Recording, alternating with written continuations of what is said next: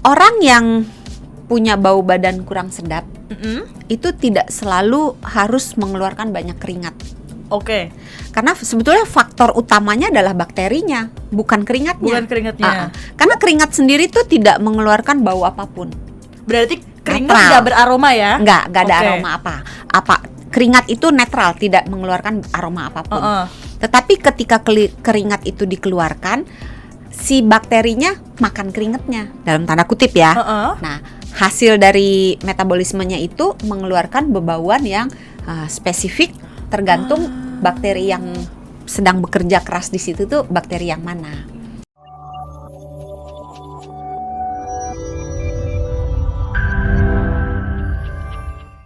Hai sahabat Sonora, balik lagi di Kamu Sehat ya. Yang mungkin udah lama kayaknya agak pending gitu sahabat Sonora nyari mana sih ini yang lain topik kesehatan lainnya.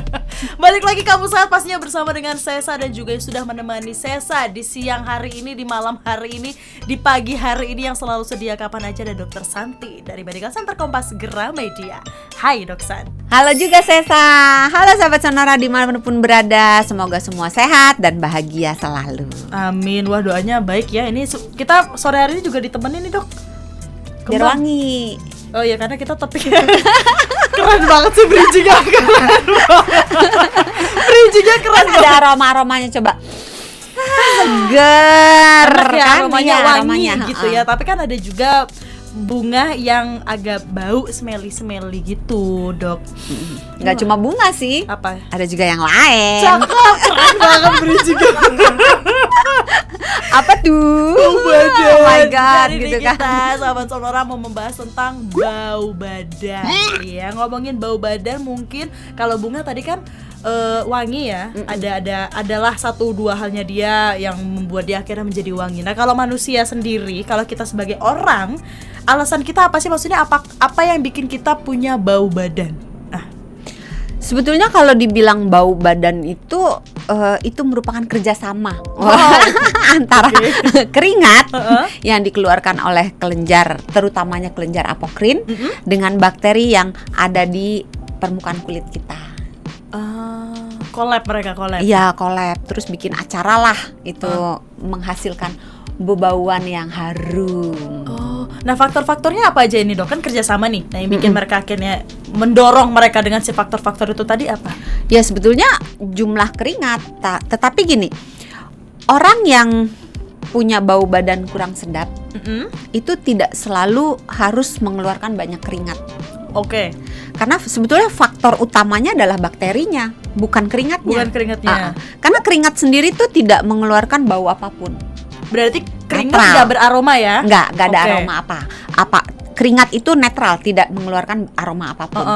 Tetapi ketika keringat itu dikeluarkan, si bakterinya makan keringatnya, dalam tanda kutip ya. Nah, hasil dari metabolismenya itu mengeluarkan bebauan yang spesifik, tergantung bakteri yang sedang bekerja keras di situ tuh bakteri yang mana. Si bakteri ini muncul karena Memang ada di dalam pengaruh dari makanan juga nggak? Kalau pengaruh dari makanan lebih ke makanan itu mengeluarkan bebauan yang terpancar melalui keringatnya. Kan katanya kalau kita makan bawang putih, bawang-bawangan tuh bisa bikin bau badan. Nah, itu benar? Benar.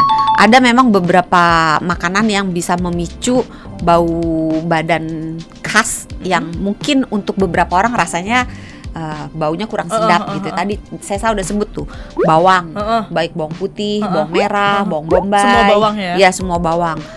Kol, kembang kol, brokoli. Oh itu iya Dok? Iya, seafood, daging merah itu mengeluarkan menyebabkan badan kita mengeluarkan bau yang kurang sedap.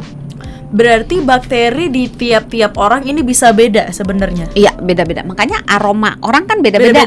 Ada yang agak-agak asem gitu kan. Kayaknya ada yang ada wangi. Ada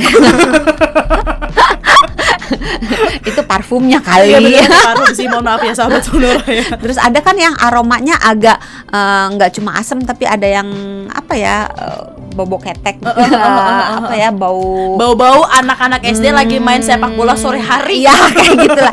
SD belum, biasanya SMP, SMA. ya. Itu pulang ke rumah maknya udah ngamuk-ngamuk, sininya basah, baunya bau keringat gitu kan. Kenapa kalau bayi ini baunya enak, tapi kalau udah ke Bali baunya jadi aneh, jadi beda? Nah, keringat itu dihasilkan oleh 2 jenis kelenjar.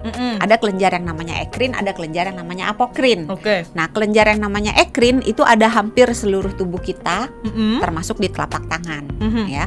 Nah, kalau kelenjar yang namanya apokrin, dia dominannya, banyaknya, terutamanya ada di bagian-bagian tubuh yang ada rambutnya, di ketiak, di area genital. Jadi kalau misalnya kelenjar yang menyebabkan, yang relatif lebih bertanggung jawab atas bau badan itu adalah kelenjar yang namanya apokrin.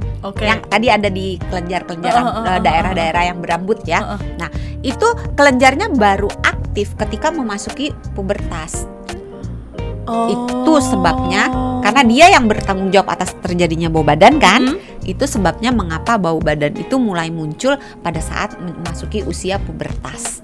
Oh, karena baru aktif tadi ya? Iya, kelenjar apokrinnya baru aktif. Sedangkan kalau kelenjar ekrin, dia memang aktif dari kecil, dari curut lahir udah ada. Tapi kalau misalnya orang berkeringat itu sebenarnya apakah itu jadi salah satu tanda penyakit nggak, Dok? Berkeringat sebenarnya gini, keringat itu merupakan mekanisme yang normal dari tubuh kita untuk membuang panas. Jadi kalau misalnya kita olahraga atau abis jalan jauh gitu, badan kita kan hangat. Panas nih.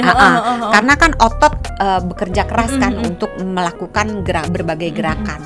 Nah, akibatnya suhu tubuh akan naik.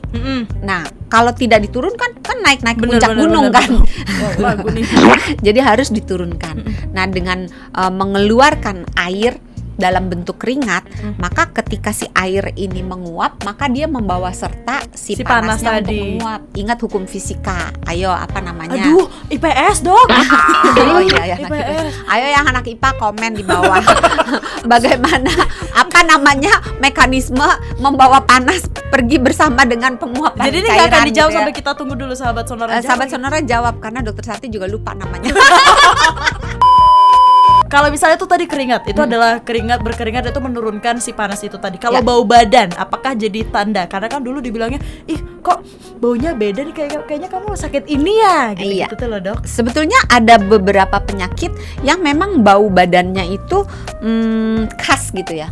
Yang paling khas itu sebetulnya penyakit-penyakit yang kalau baunya bau fruity apa bau buah ya, bau buah-buahan, bau buah itu biasanya orangnya punya penyakit diabetes. Terus kalau misalnya dia punya penyakit hati atau penyakit ginjal, ini penyakit hati bukan artinya ditinggal sama kekasih atau apa gitu, sakit hatiku gitu tidak dong. Kalau penyakit hati dan penyakit ginjal, baunya tuh cenderung kayak bau pemutih pakaian itu loh. Jadi beberapa bau memang dikaitkan dengan beberapa penyakit. Tapi kalau ada juga bau yang normal dikeluarkan oleh tubuh terkait dengan kondisi hormon. Misalnya nih, wanita yang berada pada usia subur, ketika dia mengalami ovulasi, maka tubuhnya akan mengeluarkan aroma yang khas, mengeluarkan bebauan yang ditangkap oleh lawan jenis. Pernah baca nih. Iya, ditangkap oleh lawan jenis yang menyenangkan untuk lawan jenis, sehingga secara naluriah akan membuahi si perempuan ini gitu. Jadi memang segala sesuatu itu diatur oleh Tuhan supaya terjadinya lancar gitu. Berkembang biaklah kita para wahai manusia. Oke, tapi Dok, kalau tadi dibilang untuk keringat ini biasanya ada di beberapa bulu di tubuh kita gitu kan. Di area yang berbulu. Kalau misalnya kan bulu kan tiap orang beda-beda ya, ada yang banyak ada yang dikit. Iya. Kalau misalnya satu orang bulunya dikit, berarti sebenarnya bau badannya juga tidak sebanyak itu, keringatnya juga nggak sebanyak itu dong, Dok. Sebenarnya gini kan, untuk terjadinya bau perlu 2. Satu keringat, satu lagi bakteri. Kerjasama tadi. Kerjasama. Jadi kalau bulunya sedikit pada orang yang memang bakterinya sedikit, ya nggak ada baunya karena butuh dua komponen ini gitu. Jadi nggak, si bulu tadi nggak termasuk dalam komponen itu sebenarnya. Maksudnya nggak yang kerjasama banget gitu ya? Bisa. Jadi misalnya gini. Misalnya aku punya bau badan yang kurang sedap, terus cukuran nih, ya cukuran ketiak, cukuran pokoknya rambutnya di trimming ya, dipendekin, maka baunya itu akan menurun, berkurang, karena jumlah keringatnya itu akan berkurang juga. Karena kalau bulunya banyak kan keringat terperangkap di situ, nempel ya, terus lembab gitu, sehingga kemungkinan bakteri untuk berkembang biak, bakteri kan seneng tempat-tempat lembab, tempat yang udah basah, lembab, dia berkembang biak dengan cepat karena suasananya itu pas untuk dia tumbuh kembang gitu. Akibatnya baunya akan makin strong, makin kuat. Dengan dia mengurangi jumlah bulu, penguapan keringat bertambah cepat, kemungkinan bakteri untuk berkembang biak juga menjadi turun, maka baunya akan berkurang. Begitu. Nah terus Doksan, faktor hormon ataupun genetik sebenarnya ini pengaruh juga nggak ke bau badan? Iya. Beberapa gen sudah diteliti memang membuat tubuh mengeluarkan aroma tertentu yang kurang sedap. Terus hormon, beberapa orang yang mengalami perubahan hormon, misalnya hormon pada kelenjar tiroid misalnya, atau memasuki menopause, itu bisa mengubah bau badan seseorang. Tapi belum tentu menjadi kurang enak ya, tapi bisa mengubah bau badannya, aroma badannya. Berubah ya dia ya? Berubah. Doksan, penasaran karena tadi Doksan nyinggung juga soal parfum. Ya. Penggunaan parfum, orang keringetan, bau badan dengan adanya parfum ini sebenarnya malah jadi menambah si bau badan. Perspiran tuh apa maksudnya? Antiperspiran itu biasanya digabungkan dengan deodoran. Tapi tidak semua deodoran ada antiperspirannya. Nah, antiperspiran itu adalah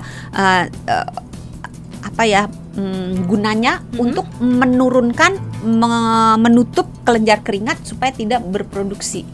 Nah, kalau kelenjar keringatnya nggak keluar gitu ya, keringatnya kan bakteri sendirian tidak bisa menghasilkan bau gitu, jadinya nggak bau.